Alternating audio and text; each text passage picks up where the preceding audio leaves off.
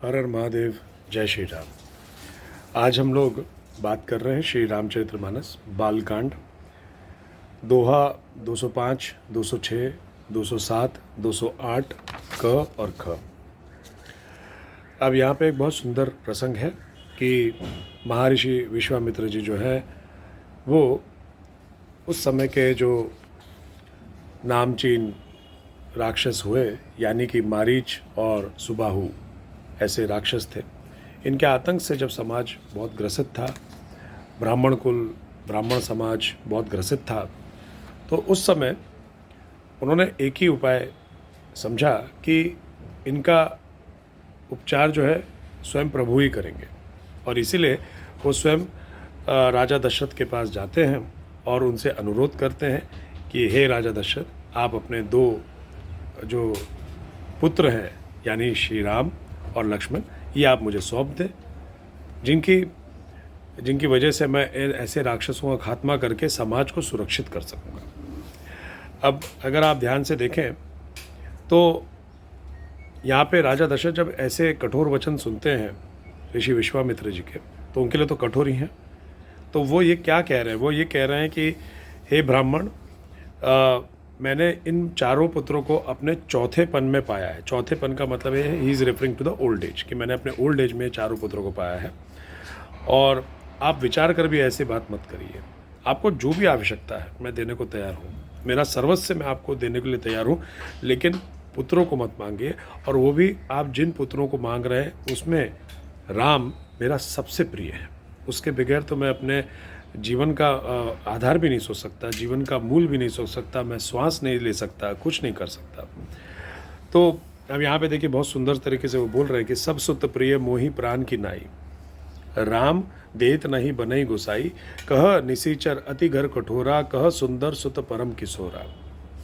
सभी पुत्र मुझे प्राणों के समान प्यारे हैं, उनमें भी हे प्रभु राम को किसी प्रकार भी देते नहीं बनता। कहाँ अत्यंत डरावने और क्रूर राक्षस और कहाँ परम किशोर अवस्था के बिल्कुल सुकुमार मेरे सुंदर पुत्र। अब आप देखिए इस चौपाई को आप याद रखिएगा कि उन्होंने क्या बोला है कि कहाँ पे वो डरावने और क्रूर राक्षस और कहाँ परम किशोर अवस्था के बिल्कुल राजकुमार सुकुमार मेरे पुत्र जो है। कितना सुंदर उन्होंने अपने बच्चों को, लड़कों को वर्णित किया है।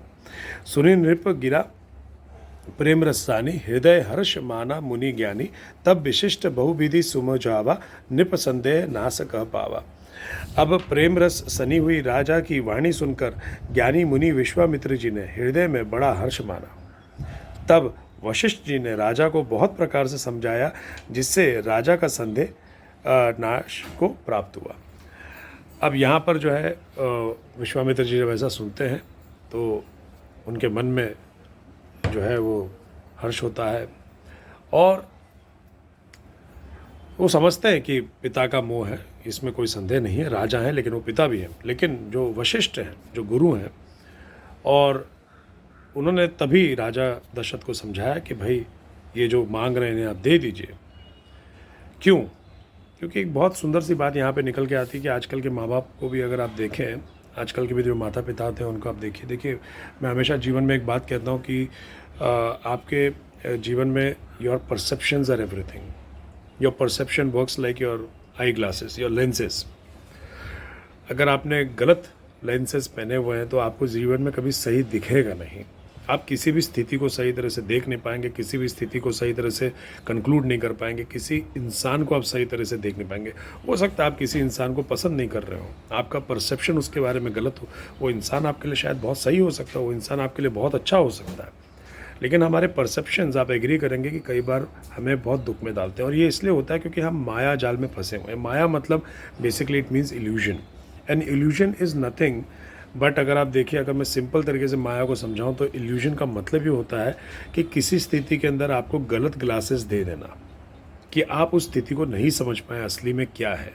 I think the biggest blessing in this world is to be able to see things very clearly, to see people very clearly. अगर ऐसा कोई इंसान है तो मतलब इसका मतलब वो माया मुक्त है, वो माया के आर पार देख पा रहा है कि क्या स्थिति है, क्या इंसान है, कैसा है। अब अगर आप ध्यान से देखें तो वशिष्ठ जी जो हैं वो गुरु हैं, वो समझा रहे हैं राजा दशरथ को। वो कह रहे हैं कि ठीक है, तुम ये बोल रहे हो कि भाई तुम्हारे जो है कि वो परम ये जो तुम्हारे बच्चे जो हैं बहुत कोमल हैं, वो सुंदर हैं, किशोर अवस्था के हैं, लेकिन मैं कह रहा हूँ दे दो। क्योंकि अब देखिए गुरु क्या देख रहा है, गुरु ये देख रहा है, अब गुरु के बारे में बात करेंगे तो दोहा 208 के अंदर देखिए, अरुण नयन उर बाहु विशाला, नील जलज तनु श्याम तमाला, कटी पट पीत कसहे बर भाता, रुचिर चाप सहायक देहु हाथा। भगवान के लाल नेत्र हैं, चौड़ी छाती और विशाल भुजाएं हैं। नील कमल और तमाल के वृक्ष की तरह श्याम शरीर है। कमर में पीतांबर पहने और सुंदर तरकस कसे हुए, दोनों हाथों में कमरश सुंदर धनुष और बाण है। अब देखिए गुरु तो ये देख रहा है कि भाई तुम जिसको इतना साधारण आंक रहे हो, लेकिन वो तो उसकी बाहु देखो विशाल है, उसका शरीर विशाल है, और वो खुद कौन है ये भी पहचानो। तो देखिए यहाँ पे एक जो थर्ड एंगल होता है, जो होता है गुरु का। अब ये गुरु कोई भी हो सकता है, काउंसलर्स हो सकते हैं, आपके गुरु हो सकते हैं, आपके मित्र हो सकते हैं, आपके माता पिता हो सकते हैं, कोई भी हो सकता है जो आपके बच्चे को सही एसेस करेंगे, because they are not wearing those lenses that you wear. That lenses will never allow you to see the capabilities of your children. लेकिन वो देख पाएंगे। आप जीवन में अपने बच्चों को मोहवर्ष, आप जीवन में कभी भी उनको सही कई बार नहीं आंक पाएंगे। आप बोलेंगे तो कर ही नहीं सकता, लेकिन मज़े की बात है कि जो उनके थर्ड एंगल होता है, जो गुरु का होता है, वो तो बोल रहा है भाई ये कर लेगा, भाई ये कैपेबल है, क्योंकि हम वो देख पा रहे हैं जो तुम नहीं देख पा रहे हो।